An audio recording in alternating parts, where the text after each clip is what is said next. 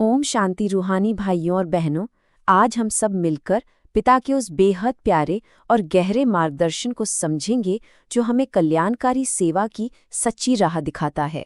तो चलिए इस आध्यात्मिक सफर की शुरुआत करते हैं। तो हमारी ये यात्रा शुरू होती है इस मूल निर्देश से। देखिए, ये सिर्फ एक वाक्य नहीं है, ये तो जैसे एक पूरे मिशन का सार है। श्रीमत पर चलकर न सिर्फ अपना बल्कि हर एक आत्मा का कल्याण करना और उन्हें सच्ची खुशी का रास्ता दिखाना। आज की हमारी सारी चर्चा का केंद्र यही है।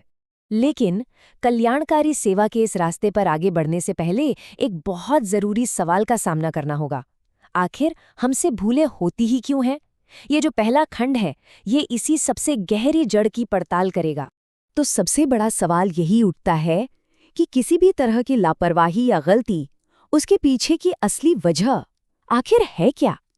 और इसका जवाब बहुत ही साफ दिया गया है। और वो जवाब है देह अभिमान, यानी खुद को ये शरीर समझ लेना।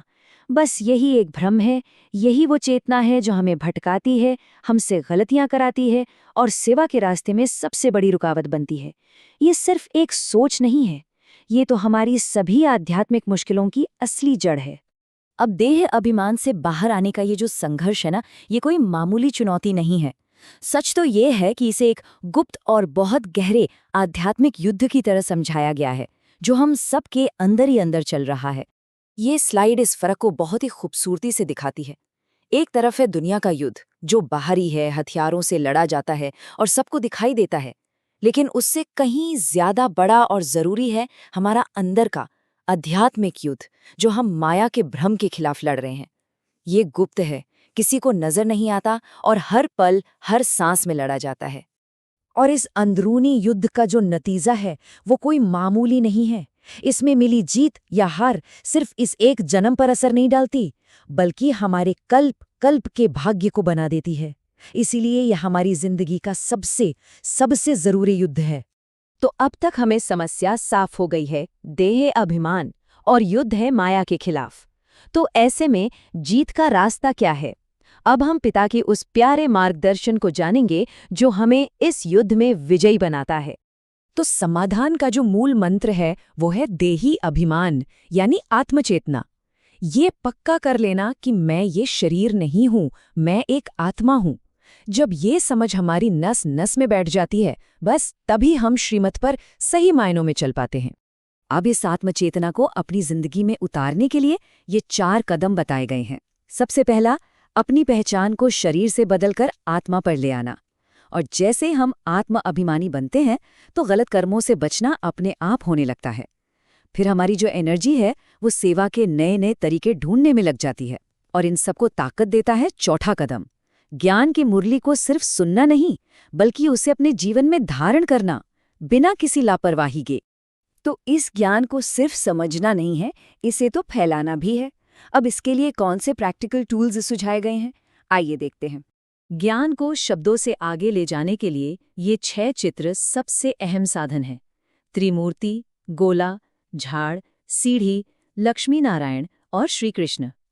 ये सिर्फ तस्वीरें नहीं हैं, बल्कि ये पूरे ज्ञान का विजुअल सार है, जो गहरी से गहरी बात को भी एकदम आसान बना देती हैं। और जरा देखिए, मार्गदर्शन कितना प्रैक्टिकल है। इन चित्रों के लिए एक खास साइज भी बताया गया है, 6x9 की शीट। ये छोटी सी बात हमें दिखाती है कि सेवा के हर एक पहलू पर कितना ध्यान दिया गया है। इस ज्ञान को ज्यादा से ज्यादा आत्माओं तक पहुंचाने के लिए कुछ खास जगहों को चुना गया है। दिल्ली को तो केंद्र बताया ही गया है, साथ ही बॉम्बे, कलकत्ता और आगरा जैसे बड़े शहर भी हैं। लक्ष्य ये है कि ऐसी जगहों पर सेवा की जाए जहां लोगों का आना जाना बहुत हो, ताकि ये संदेश दूर दूर तक फैल सके। चलिए अब इस पूरी यात्रा का एक सार समझते हैं कि कैसे हम घाटे की दुनिया से निकलकर विजय की ओर बढ़ रहे हैं। ये तस्वीर 2 सच्चाइयों का आईना है। एक तरफ है विकारों की दुनिया, यानी नर्क, जो दुख और अशांति से भरी है और जिस पर देह अभिमान का राज है।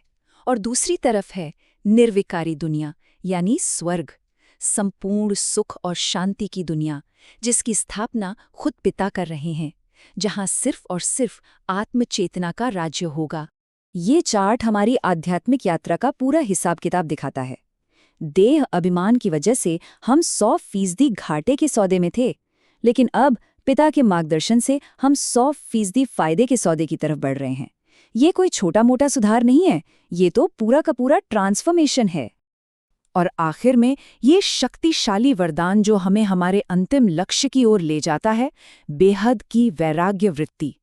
जब मन हर भौतिक चीज से, हर आकर्षण से मुक्त हो जाता है, तब हम दुनिया के किसी भी उतार चढ़ाव में एकदम अचल और अडोल रह सकते हैं। यही वो सबसे ऊंची स्थिति है जिसे पाना ही इस आध्यात्मिक यात्रा का परम लक्ष्य है। ओम शांति।